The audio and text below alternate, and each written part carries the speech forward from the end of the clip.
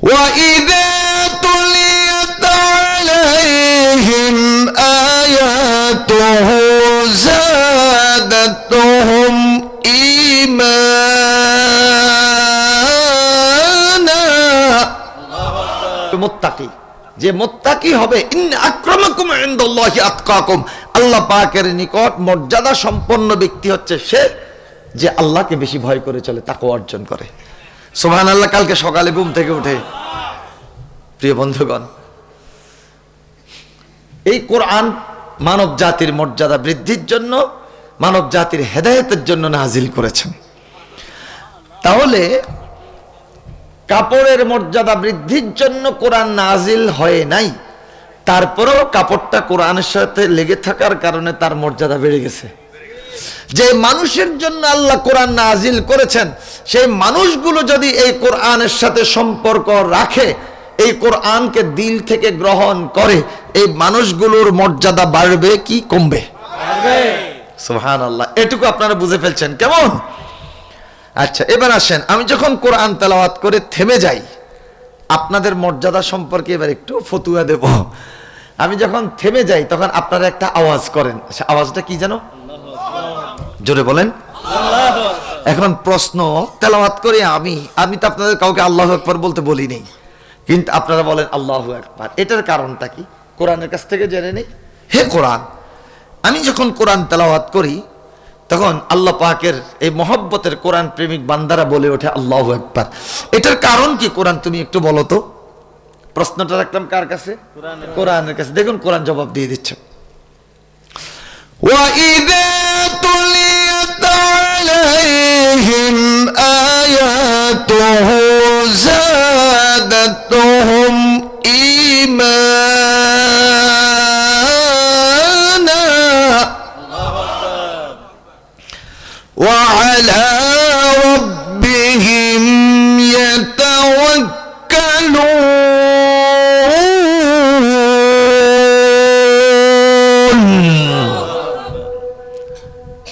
ইমানদার ব্যক্তিদের সামনে যখন কোরআন তেলাওয়াত করা হয় তখন এই ইমানদার ব্যক্তিদের ইমানটা বেড়ে যায়।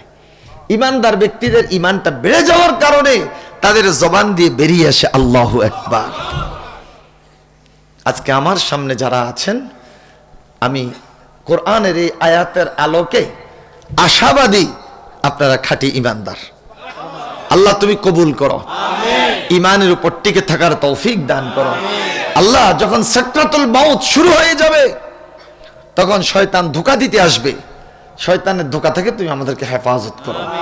ইন্তেকালের সময় আমাদের জবান দিয়ে, আমাদের কলবে তুমি জারি করে দিও, সবাই পড়ে লা ইলাহা ইল্লাল্লাহু মুহাম্মাদুর রাসূলুল্লাহ সাল্লাল্লাহু আলাইহি ওয়াসাল্লাম।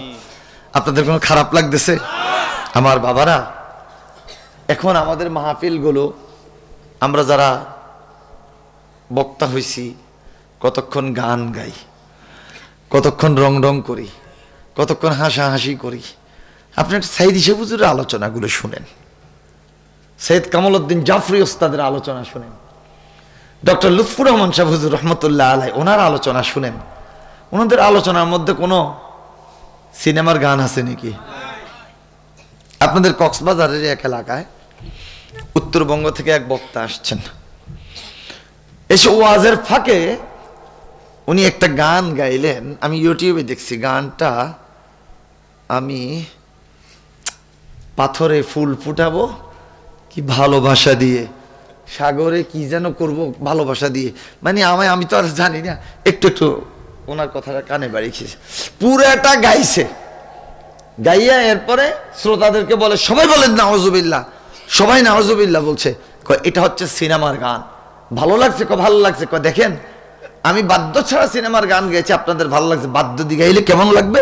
কখনো সিনেমার গান গাইবেন না। ছাত্র শিবিরের এক ছেলে দাঁড়িয়ে গেছে। শিবিরের ছেলেরা তো সাহসী, এগুলো সিংহের জাত, ঠিক না ভাই? ঠিক।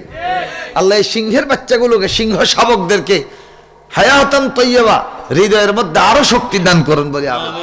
ওই শিবিরের ছেলেটা দাঁড়ায় বলে, হুজুর আপনি তো আমাদেরকে বলছেন এটা সিনেমার গান, কেউ শুনবেন না সিনেমার গান। হুজুর আপনাদের পুরো গানটা গেয়ে আমাদেরকে শুনাই দিলেন, আপনি কি না শুনে মুখস্থ করছেন? এটা একেবারে লাজবাব, মাথাটা নিচের দিকে দিয়ে বসে আছে। ভাই এগুলো হচ্ছে আজকালকার ওয়াজ। এই ধরনের ওয়াজ দিয়ে কোনো হেদায়েত হবে? আমরা কোরআন শুনবো, কোরআন থেকে শিক্ষা নেব ইনশাআল্লাহ। আজকে যারা বসে আছেন আপনারা তাইলে কি ইমানদার না বেঈমান? ইমানদার। আল্লাহ ইমানের উপর অটল থাকার তৌফিক দান করুন বলি আমিন। আমার বন্ধুগণ, আল্লাহকুমুত তাকাসুর, এই সূরাটার নাম হচ্ছে সূরাতুত তাকাসুর। রাসূল করিম সাল্লাল্লাহু আলাইহি ওয়াসাল্লামের মক্কি জীবনের শেষ পর্যায়ে এই সূরাটি নাযিল হয়েছে। যখন মানুষেরা ধন সম্পদ উপার্জনের জন্য দৌড়াদৌড়ি শুরু করলো, ঈমানের পথে আসে না, শুধু ধন সম্পদ, ধন সম্পদ, ধন সম্পদ, তখন আল্লাহ পাক রব্বুল আলামিন জানিয়ে দিয়েছেন আল্লাহকুমুত তাকাসুর। তোমরা যে সম্পদ উপার্জনের জন্য প্রতিযোগিতা করছো, এটা তোমাদেরকে গাফেল বানিয়ে দিচ্ছে। হাত্তা যুরতুমুল মাকাবির, সম্পদ উপার্জনের জন্য তুমি দৌড়াদৌড়ি ব্যস্ত থাকতে থাকতে থাকতে থাকতে হাত্তা যুরতুমুল মাকাবির, তুমি কবর পর্যন্ত পৌঁছে গেলা, অর্থাৎ তোমার মৃত্যু হয়ে গেল।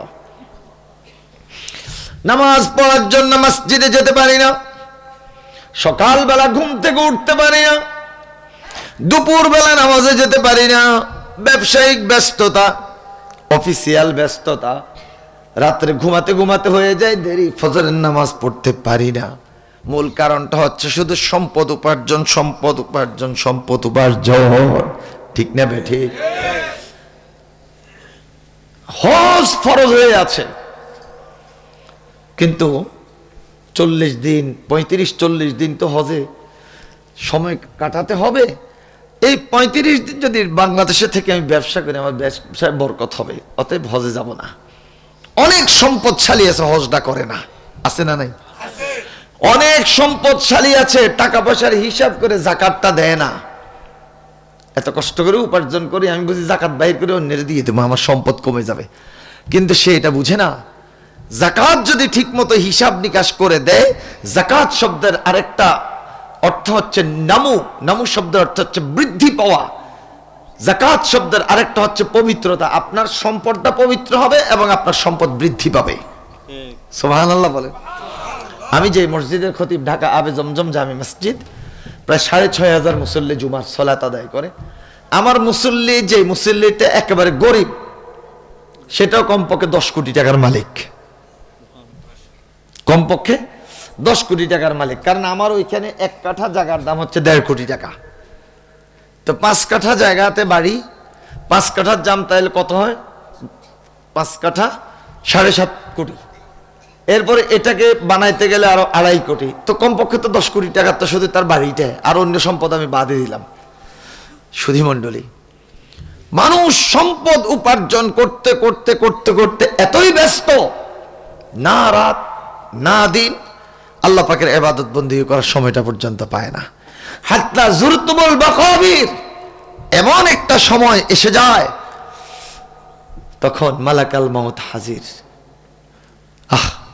তওবাও করতে পারলাম না, নামাজও পড়তে পারলাম না, আখিরাতের জন্য প্রস্তুতি নিতে পারলাম না, নামাজ, রোজা, হজ, যাকাত সবে বাকি রয়ে গেল। মালাকাল মউত বলে আর সময় নেই। ও মালাকাল মউত, একটু সময় দাও। সময় নেই, সময় দেয়া যাবে না। পুলিশ আসামি ধরতে এসেছে, যদি পুলিশ ঘুষখোর হয়, এটা যদি মোটামুটি 20-25 হাজার টাকা দিয়ে দেওয়া হয়, তো বলবে যে আপনি ঠিকঠাক মতো ঘুমান, আমি আমার ঊর্ধ্বতন কর্মকর্তাকে বলবো যে ওনাকে পাই নেই। কি ঠিক না বে ঠিক? আপনি 1 কোটি টাকার মালিক, আপনি মালাকাল মউতকে বলেন আমি তো 1 কোটি টাকার মালিক, এখান থেকে তোমাকে আমি 50 লক্ষ টাকা দিয়ে দিচ্ছি, আমাকে আরো 10টা বছর বাঁচার একটু সুযোগ দাও। মালাকাল মউত তো ঘুষ খাইয়া এরপরে বলবে যে আল্লাহর কাছে যে বলবো যে আল্লাহ আমি আপনার এই সলিমউদ্দিন বান্দারে দেখি নেই। বলবে বলবে ঘুষ খাইব নি? খাবে না। তাহলে মৃত্যু অবধারিত। তাই সম্পদ নিয়ে, সম্পদের মোহে পড়ে, হ্যাঁ আমরা সম্পদ উপার্জন করব হালাল উপায়ে, কিন্তু একমাত্র দুনিয়া দুনিয়া দুনিয়া দুনিয়া করতে করতে কবর পর্যন্ত চলে গেলাম, কিন্তু সে কবরের প্রস্তুতি নিতে পারলাম না। তাহলে কি হবে? হবে।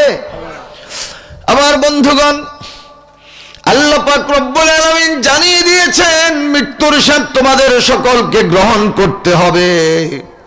যারা নেককার বান্দা ইন্তেকাল করবে, তাদের ইন্তেকালের সময় তাদের কানের কাছে কোরআন তেলাওয়াত চলতে থাকবে, তাদের মাথার কাছে 500 ফেরেশতা এসে হাজির হয়ে যাবে। সুবহানাল্লাহ। কতজন? 500। এর মধ্যে 499 জন ফেরেশতা বসে বসে আল্লাহর কাছে দোয়া করবে, আল্লাহ আপনার এই বান্দাকে মাফ করে দেন, আল্লাহ আপনি জান্নাতের মেহমান করে নেন। 499, 500 থেকে 499 যদি বাদ যায় আর কত থাকে? 1। মাশাআল্লাহ, হিসাব করে ফেলছেন 1। তো একজন ফেরেশতা কি করবে? উনি কানের কাছে বসে বসে, ইয়া আইয়াতুহান নাফসুল মুতমাইন্না ইরজিই ইলা রাব্বিকি রাদিয়াতাম মারদিয়া ফাদখুলি ফি ইবাদি ওয়াদখুলি জান্নাতি। হে প্রশান্ত আত্মা, সন্তুষ্ট চিত্তে তোমার রবের সন্তুষ্টির দিকে বেরিয়ে আসো। ফাদখুলি ফি ইবাদি, ও প্রশান্ত আত্মা আমার খাঁটি বান্দাদের অন্তর্ভুক্ত হয়ে যাও। ওয়াদখুলি জান্নাতি, আর আমার জান্নাতে প্রবেশ করো। সুবহানাল্লাহ। যাদের আত্মা প্রশান্ত আত্মা, এই আত্মাই হচ্ছে পরিশুদ্ধ আত্মা, তারা তাজকিয়া করছে। যারা তাজকিয়া নফস করে তাদের এই নফসটা হয়ে যায় প্রশান্ত আত্মা। যাদের আত্মাটা প্রশান্ত আত্মা, তাদের সেই আত্মাটা হয়ে যায় কলবে সালিম। কি হয়? কলবে সালিম। ইয়াউমা লা ইয়ানফাউ মালুন ওয়ালা বানুন ইল্লা মান আতাল্লাহা বিকলবিন সালিম ওয়া উযলিফাতিল জান্নাতু লিল মুত্তাকিন। আল্লাহু আকবার। ইয়াউমা লা ইয়ানফাউ মালুন ওয়ালা বানুন। আর সেদিন বলতে হাসরের দিন, হাসরের ময়দান। ইয়াউমা লা ইয়ানফাউ মালুন ওয়ালা বানুন, সেদিন তাদের ধন সম্পদ এবং সন্তান সন্ততি ছেলে মেয়ে কোনো কাজে আসবে না, কোনো উপকারে আসবে না, কেন উপকারে আসবে না। তারা এই ধন সম্পদ রোজগার করতে করতে করতে করতে ব্যস্ত। সন্তানগুলোকে মানুষের মতো মানুষ বানায় নাই, এদেরকে অমানুষ বানায় গেল। নিজে কোটি কোটি টাকা ইনকাম করেছে, কয় টাকা খেতে পেরেছে? বাকি টাকা তো সন্তানদের জন্য রেখে গেছে। সন্তানদেরকে দিনদার বানায় নাই। তাহলে এই টাকা আর এই সন্তানদের জন্য তুমি টাকা কালেকশন করছো, উপায় করছো, উপার্জন করছো, সেই টাকা তুমি সন্তানদের জন্য রেখে গেলা। হাসরের ময়দানে এই সন্তান আর টাকা, এই ধন সম্পদ কোনোটা তোমার কাজে আসবে না। নাউযুবিল্লাহ। তাহলে কাজে আসবে কি? ইল্লা মান আতাল্লাহা বিকলবিন সালিম, যেই ব্যক্তি কলবে সালিম, বিনয়ী আত্মা, এই অবস্থা বিনয়ী আত্মা কলবে সালিম নিয়ে হাসরের ময়দানে দাঁড়াবে, সেদিন এই কলবে সালিমটাই তার কাজে আসবে। সুবহানাল্লাহ। কলবে সালিমটা কি? যেই কলব, যেই হৃদয়, যেই ব্যক্তির অন্তর আল্লাহ পাকের হুকুম আহকাম পালনের জন্য সদা সর্বদা প্রস্তুত, যেমন ছিলেন হযরত ইব্রাহিম আলাইহিস সালাম। ইয ক্বালা লাহু রাব্বুহু আসলিম ক্বালা আসলামতু লিরাব্বিল আলামিন। আল্লাহু আকবার। যখন ইব্রাহিমকে বলল, ও ইব্রাহিম আসলিম, আত্মসমর্পণ করো, ইব্রাহিম আলাইহিস সালাম জানিয়ে দিলেন আসলামতু লিরাব্বিল আলামিন, আমি আমার রবের উদ্দেশ্যে আত্মসমর্পণ করলাম। আল্লাহু আকবার।